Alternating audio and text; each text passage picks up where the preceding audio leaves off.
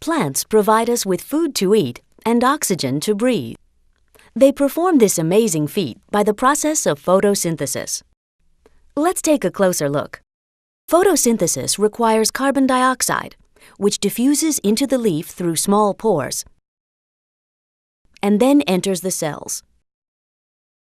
Inside the cell, carbon dioxide diffuses into the chloroplasts, where photosynthesis takes place.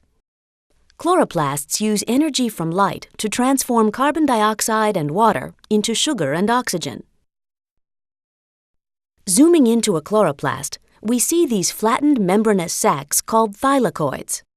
Here, light energy is converted to chemical energy in the first phase of photosynthesis, the light reactions.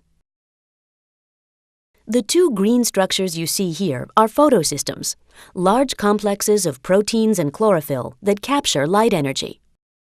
An electron transport chain connects the two photosystems. Notice the small mobile electron carriers that shuttle electrons from one large complex to another. Now let's take a closer look at the steps of the light reactions. The photosystem on the left absorbs light energy, exciting electrons that enter the electron transport chain. Electrons are replaced with electrons stripped from water, creating oxygen as a byproduct. The energized electrons flow down the electron transport chain, releasing energy that is used to pump hydrogen ions, the blue balls, into the thylakoid. In the photosystem on the right, light energy excites electrons, and this time the electrons are captured by an electron carrier molecule, NADPH. The high concentration of hydrogen ions inside the thylakoid powers ATP synthase, producing ATPs. The light reactions in the thylakoid have produced two energy products, ATP and NADPH, that will now power the production of sugar in the Calvin cycle.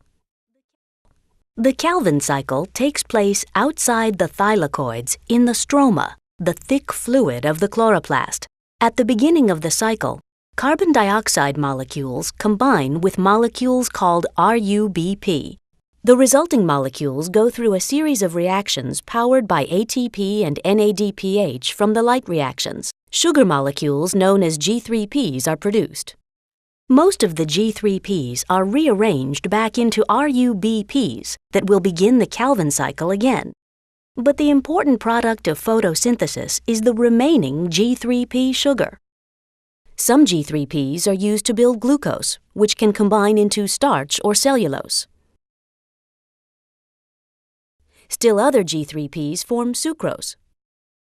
And some of the sugar is broken down by cellular respiration using oxygen in the plant's own mitochondria, generating ATPs that can power other work of the plant. Excess oxygen diffuses out of the leaf through the pores, while more carbon dioxide enters.